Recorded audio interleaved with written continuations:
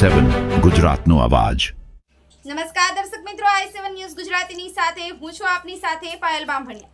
તો જોઈએ આજના મહત્વના સમાચાર। રાજ્યપાલ શ્રી આચાર્ય દેવવ્રતજીએ જણાવ્યું છે કે ભારતમાં પ્રાચીન ઋષિ પદ્ધતિની જીવનશૈલી રહી છે, જેમાં યોગ, પ્રાણાયામ, ધ્યાન અને આધ્યાત્મિકતાનો સમાવેશ થાય છે। હોમિયોપેથી સારવાર પદ્ધતિ ભારતીય ઋષિ પરંપરાનો ભાગ છે, જે માનવીના મન, આત્મા અને ચિત્તને યોગ્ય દિશામાં લઈ સ્વાસ્થ્ય પ્રદાન કરે છે। રાજ્યપાલ શ્રી આચાર્ય દેવવ્રતજીએ આણંદ એનડીડીબી ખાતેથી ડોક્ટર હેનીમેન એમ્પ્લાઇડ હોમિયોપેથી ઓનલાઈન અભ્યાસક્રમ અને organ of medicine digital development કાર્યક્રમનો પ્રારંભ કરાવ્યો હતો। રાજ્યપાલ શ્રીની ઉપસ્થિતિમાં સરદાર પટેલ યુનિવર્સિટી દ્વારા હોમિયોપેથી અભ્યાસક્રમનો વ્યાપ વધે તે માટે સમજૂતી કરાર કરવામાં આવ્યા હતા। રાજ્યપાલ શ્રીએ જણાવ્યું છે કે રાસાયણિક ખાતર અને જંતુનાશક દવાઓના વધુ પડતા ઉપયોગને કારણે જમીન બિનઉપજાઉ બનવા માટે માનવ સ્વાસ્થ્ય પર તેની ગંભીર અસર થઈ છે અને કેન્સર, હૃદય રોગ જેવી અસાધ્ય બીમારીઓનું પ્રમાણ વધ્યું છે। તેમણે ઉમેર્યું કે રાસાયણિક ખેતીના કારણે પાણીમાં નાઇટ્રેટ અને માતાના દૂધમાં પણ યુરિયા તથા કેમિકલ્સ મળી રહ્યા છે, જે માનવ સ્વાસ્થ્ય માટે હાનિકારક છે। તેનો એકમાત્ર ઉકેલ ગૌ આધારિત પ્રાકૃતિક ખેતી છે। દેશી ગાયના ગૌમૂત્ર અને ગોબરમાં અદ્ભુત ગુણધર્મો છે। ગૌમૂત્રમાં શેરને પણ શુદ્ધ કરવાની ક્ષમતા છે।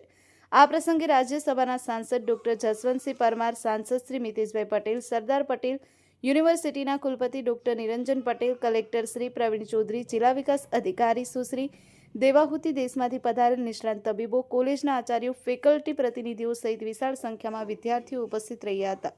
Bureau report Narendra Sharma, i7 news Gujarati, Anand.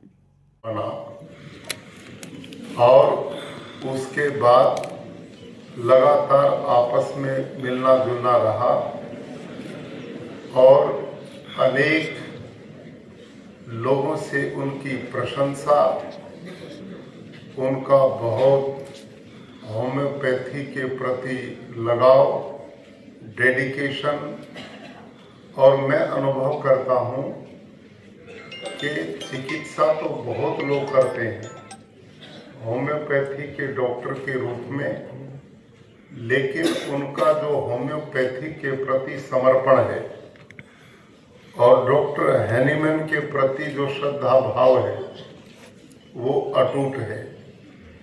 आध्यात्मिक रूप से वो मैं अनुभव करता हूँ कि भारतीय जीवन मूल्य जो एक व्यक्ति को साधना और साधक बनाते हैं, वो भाव भी उनके अंदर मैंने बहुत अनुभव किए हैं। भाइयों और बहनों, पिछले कई वर्षों से वो ऑनलाइन भारत और दुनिया के अनेक युवा चिकित्सक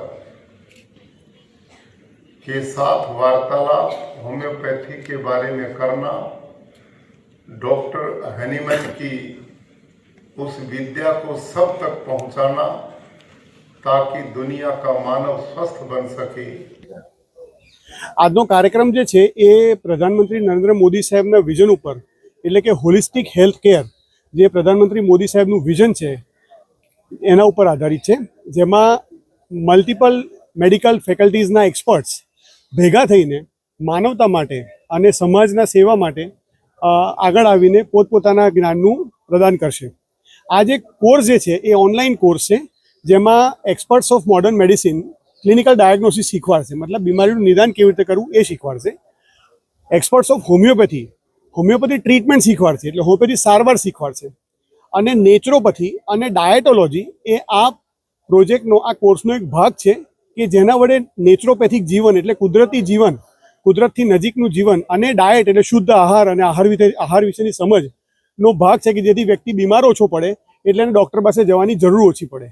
આ પ્રધાનમંત્રી મોદી સાહેબના વિઝન ઉપરનો આખો કાર્યક્રમ છે, જે વિશ્વનો પ્રથમ છે, જેના માટે અમે સદભાગી છીએ કે આદરણીય રાજ્યપાલ શ્રી પોતે મુખ્ય અતિથિ તરીકે ઉપસ્થિત રહી અને એમના હાથે ઉદ્ઘાટન કરવાના છે।